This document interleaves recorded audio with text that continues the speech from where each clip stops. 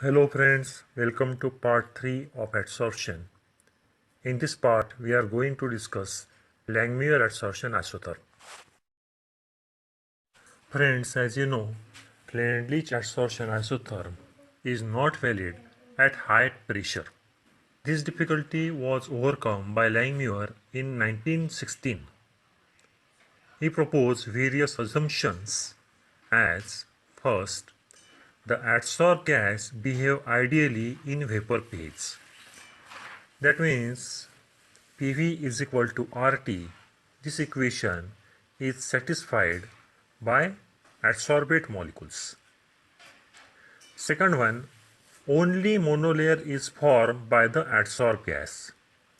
So according to this postulate, multilayer formation is not considered in Langmuir adsorption isotherm. So this limitation is overcome by BET equation that we will discuss in fourth part of adsorption. The third postulate, the surface of solid is homogeneous. That means same affinity for all adsorbate molecules. Then fourth, there is no lateral interaction between adsorbate molecule. That means neither force of attraction nor force of repulsion. Then fifth postulate, the adsorbed gas molecules are localized. That means that adsorption is not move around the surface. The process of adsorption is a dynamic process and it consists of two opposing processes. First is condensation process. It involves condensation of molecule of the gas on the surface of the solid, which is nothing but adsorption.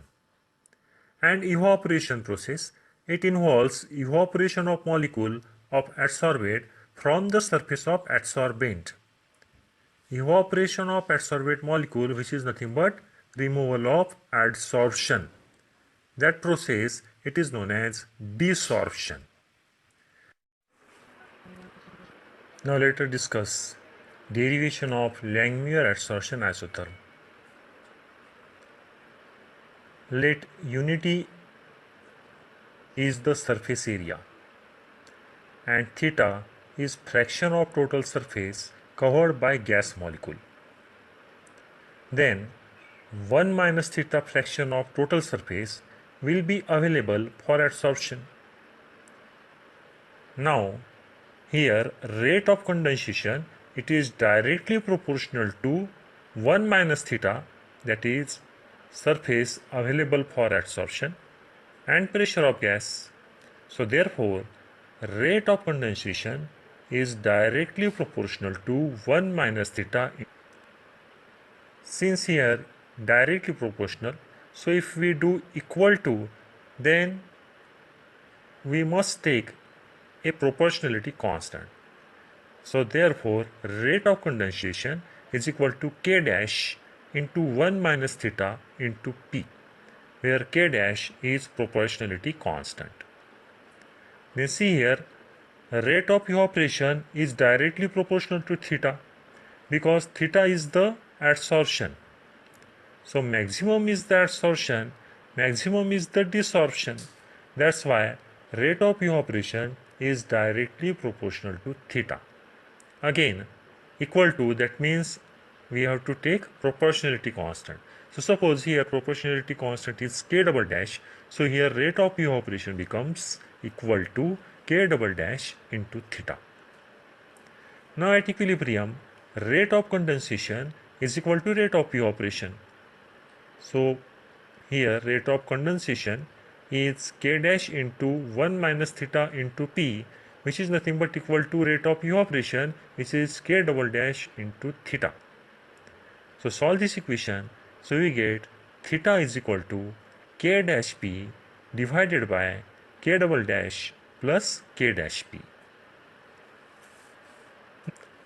Now extent of adsorption, it is directly proportional to theta because theta is the adsorption. Therefore x by m is directly proportional to theta. Again we take proportionality constant as k triple dash here.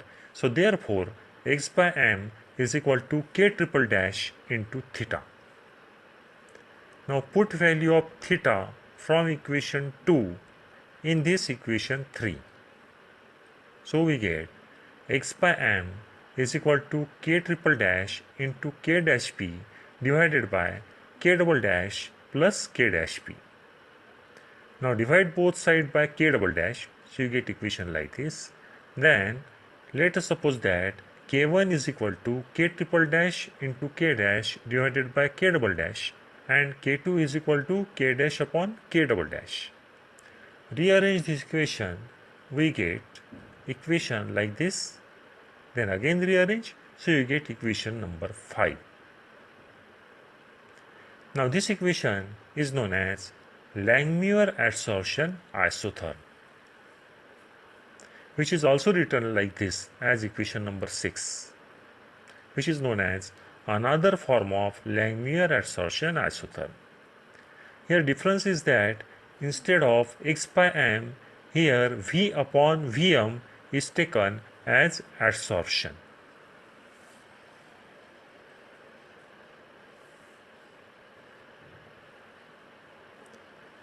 Now let us discuss why x by m is constant at higher pressure, which is nothing but limitation of Freundlich adsorption isotherm. So here we take 3 cases. Case 1, when P is very low. So you see equation.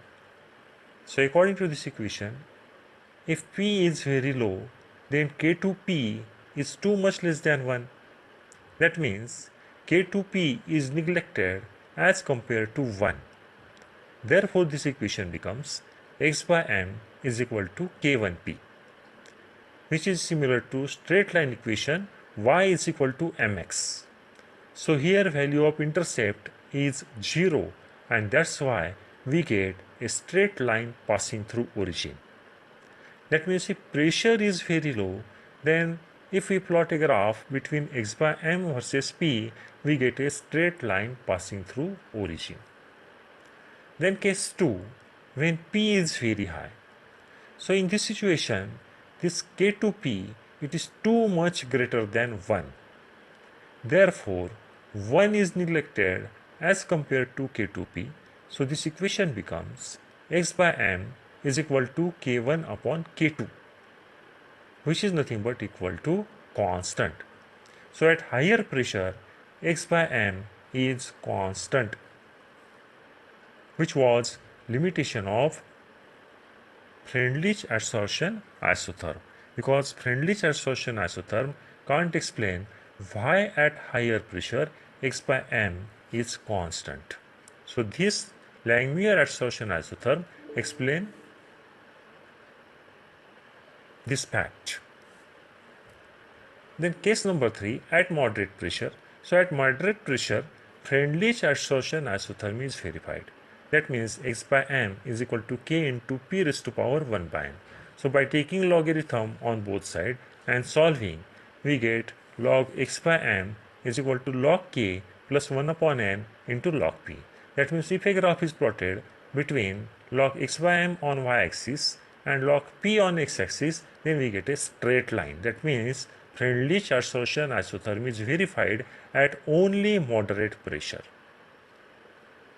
Now, how to validate Langmuir adsorption isotherm? So, according to equation 6, P divided by x by m is equal to 1 upon k1 plus k2 upon k1 into P, which is similar to straight line equation y is equal to c plus mx. That means if I plot a graph between P divided by x by m versus P, then we get a straight line with slope 1 upon k1 and intercept 1 upon k1 into.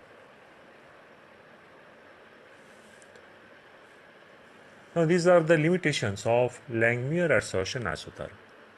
First one is that Langmuir postulated that saturated value of adsorption is independent of temperature, but it is found that it is actually falling off with raising temperature.